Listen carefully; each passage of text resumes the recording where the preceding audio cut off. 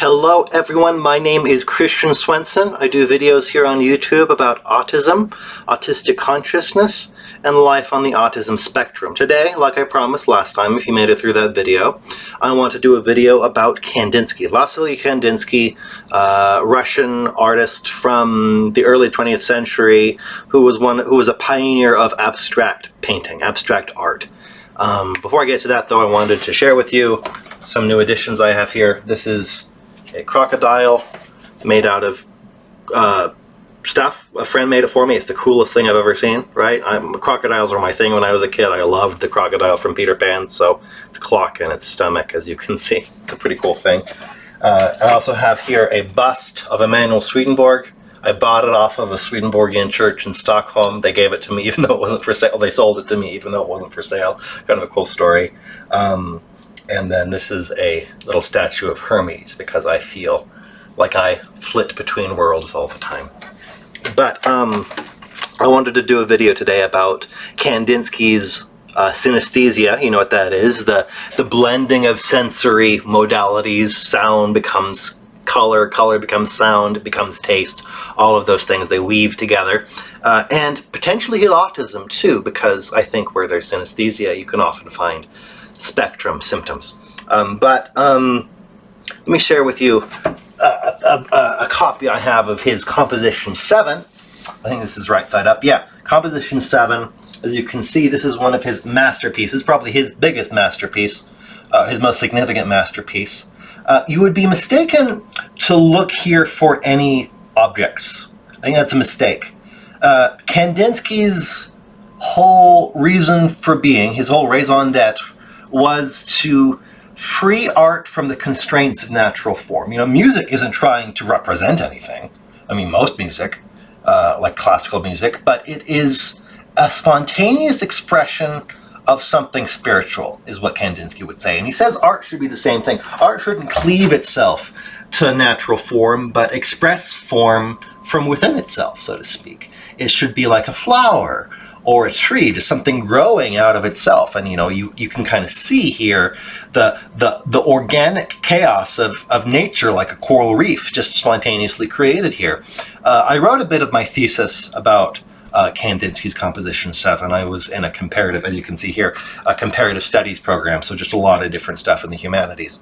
But let me just read to you Kandinsky's account of his own synesthesia and synesthesia in general. This is from his book Concerning the Spiritual in Art, and I just lost my place, but here it is. As the man develops, or a woman, I guess, you know, the casual sexism in the early 20th century, the circle of these experiences caused by different objects and beings grows ever wider. They acquire an inner meaning. Remember what I said about plant intelligence last time, and a spiritual harmony. It is the same with color, which makes only a momentary and superficial impression on a soul, but slightly developed in sensitiveness. But even this superficial impression varies in quality.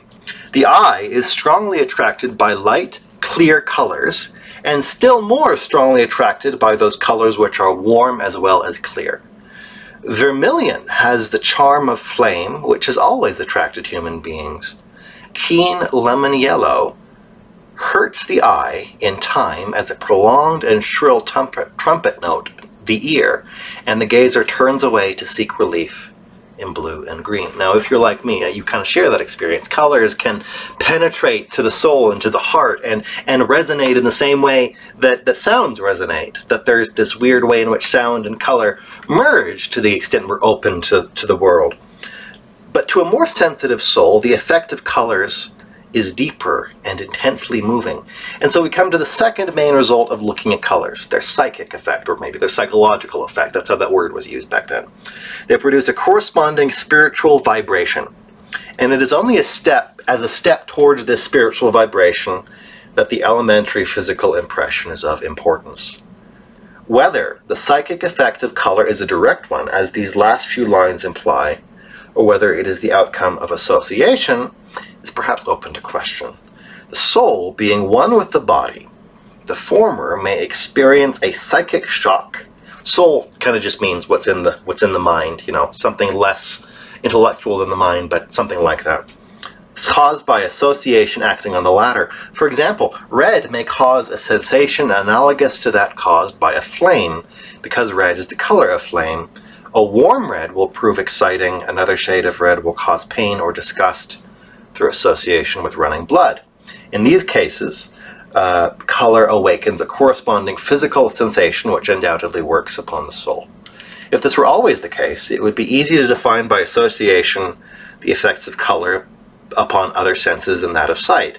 One might say that keen yellow looks sour because it recalls the taste of a lemon, but such definitions are not universally possible. There are many examples of color working which refuse to be so classified. A Dresden doctor relates of one of his patients, whom he designates as an exceptionally sensitive person, i.e. a synesthete, that he could not eat a certain sauce without tasting blue, i.e. without experiencing a feeling of seeing a blue color.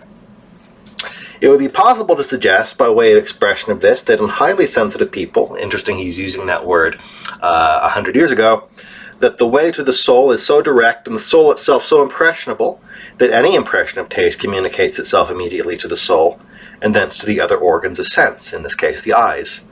This would imply an echo or reverberation, such as occurs sometimes with musical instruments, which, without being touched, sound in harmony with some other instrument struck at the moment. But not only with taste has sight been known to work in harmony. Many colors have been described as rough or sticky, others as smooth or uniform, so that one feels inclined to stroke them, e.g. dark ultramarine, chromic oxide green, and rose madder. Equally, the distinction between warm and cold colors belong to this connection. Some colors appear soft, i.e. rose madder, others hard, cobalt green, blue-green oxide, so that even fresh from the tube they seem to be dry. The expression scented colors is frequently met with, and finally the sound of colors is so definite that it would be hard to find anyone who would try to express bright yellow in the bass notes, or dark lake in the treble. See, that's actually pretty true, isn't it? The explanation by association will not suffice us in many and the most important cases. Those who have heard of chromotherapy, I guess that happened in 1914, will know that colored light can exercise very definite influences on the whole body. Attempts have been made with different colors in the treatment of various nervous ailments. They have shown that red light stimulates and excites the heart. McDonald's knows that, as does any restaurant with a red logo, while blue light can cause temporary paralysis. But when the experiments come to be tried on animals or even plants, the association theory falls to the ground. So one is bound to admit that the question is at present unexplored, but that color can exercise enormous influence over the body as a physical organism. No more sufficient in the physical psychic sphere is the theory of association. Generally speaking, color is a power which directly influences the soul. Color is the keyboard, the eyes are the hammer, and the soul is the piano with many strings. The artist is the hand which plays, touching one key or another to cause vibrations in the soul. It is evident, therefore, that color harmony must rest only on a corresponding vibration in the human soul, and this is one of the guiding principles of the inner need. And this painting is a composition like that. It is pressing the keys on a musical / artistic keyboard to resonate with the soul of the viewer, to cause what he would call vibrations in the soul of the viewer. And he doesn't just mean that, like, oh, vibrations, dude. He means like the feeling of a musical vibration. You know, he's going with the musical associations. So I thought that was really cool. You know, I suspect that he was autistic because he has that awareness of color devoid from what's colored. You know, I've often described how we don't have noun consciousness as autistic people. We have verb consciousness, and so we kind of see the colors of things, and that's what that looks like. So there you go. I'm doing one more video this week. It's going to be an EDC video, an everyday carry, an autistic everyday carry. But my name's Christian Swenson. Give a like, give a comment, give a subscribe, and I'll see you on later this week. All right, take care.